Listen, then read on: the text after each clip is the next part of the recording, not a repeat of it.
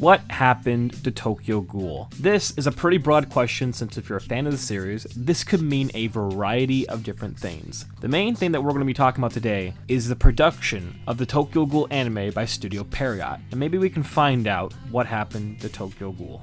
Let's start from the beginning, with the manga. Made by author Sui Ishida, the story of Tokyo Ghoul has the creatures of ghouls living on top of the food chain. Ghouls are creatures that can only survive off of the flesh of people. A taste of anything else is sickening. And if ghouls don't satisfy their hunger, they'll experience a very painful craving that is a living hell. For ghouls to survive, they blend into society. It's impossible to tell the difference between a ghoul and a human just by simply looking at them. For a ghoul to eat, some lure in humans through lust or charm. Once they've cornered their prey, it's chow time. This unfortunate circumstance happens to our main character, Ken Kaneki, a shy bookworm that lands a date with a pretty girl named Rize. After their date, she corners Kaneki, transforming into a ghoul. But before she can devour Kaneki, by luck it seems, several steel beams fall on Rize, killing her in the process. Kaneki gets rushed to the hospital needing a kidney transplant. With no other options, the doctor transfers Rize's organs into Kaneki. As Kaneki heals up and leaves the hospital, he discovers that receiving a ghoul's kidney has transformed himself into a ghoul. Now, if Kaneki wants to survive, he'll have to live as a ghoul. If what I've explained sounds like it interests you, then I highly recommend reading the manga. Now let's move on to the anime.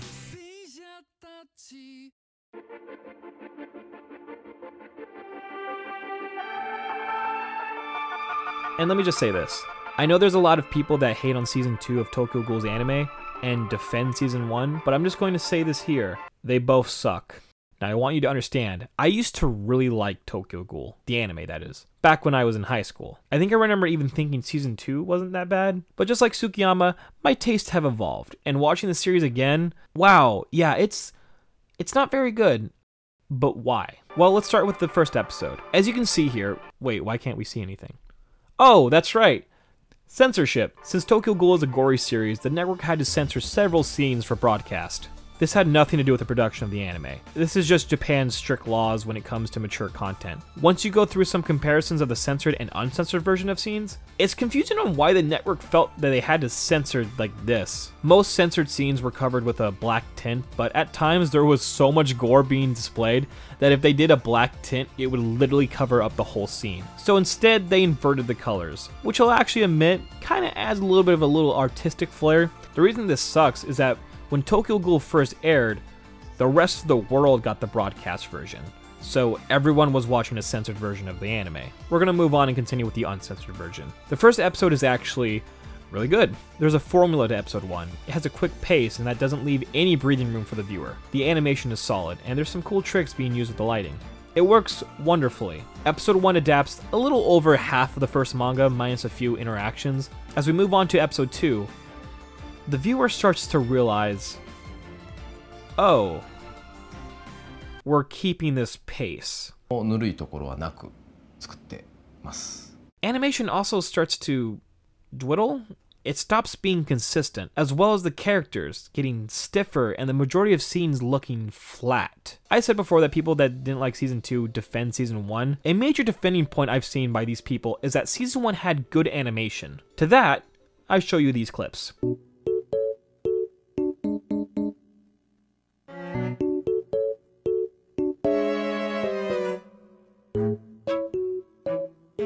Going through the whole anime, it becomes apparent that Studio Pierrot had put a budget into episode 1 to hook the viewers, and anytime the anime gets its budget back is when a major fight happens. Getting back to pacing, the anime blows through the manga at a blistering speed. The anime even cuts out major plot elements, switches arcs, or changes the story from the manga completely. RC cells were like a major plot point in the manga, but in the anime it's just missing. Half of the Aogiri arc doesn't exist in the anime. There's a lot of talking in the manga, so I can understand wanting to get through it, but holy shit, you're skipping out on some of the good psychological elements. I'll give the last episode some credit for being good. The anime actually took its time with Kaneki's tortures and transformation to white-haired Kaneki, but looking back at the season as a whole, it had its moments, but it ultimately was rushed, low quality, and disappointing for manga readers. But hey, you know, maybe Season 2 will do better.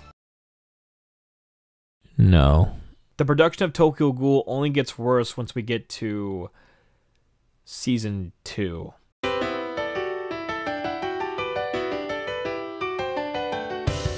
What's weird about Route A is that it's a second season that aired literally 2 seasons after Season 1, which isn't something that ever happens in anime. You usually wait a year or sometimes even more. The biggest change with Route A is why it's called Route A. Studio Pierrot announced before airing that Route A would be an anime original. Once you finish the first episode, you understand why it's called Route A, because Kaneki joins Aogiri, hence the title Route A. This is anime original because this did not happen in the manga. I have to ask, why?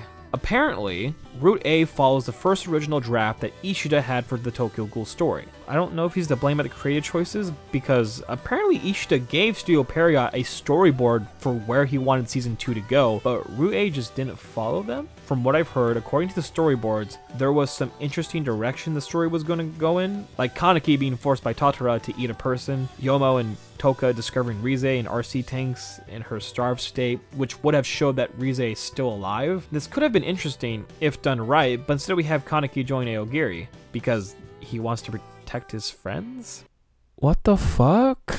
It gets even weirder because it claims to be anime original, but honestly it still does try to follow the manga in some form. The biggest change seems to just be that Hide dies. The animation and pacing somehow gets worse in season 2. And Kaneki is barely in Route A. Route A ends and both manga and anime fans were just massively disappointed. Not everything in Route A is terrible. It had a few moments here and there, but you know, I'll give it one element that's unanimously loved by everyone, and that would be the soundtrack.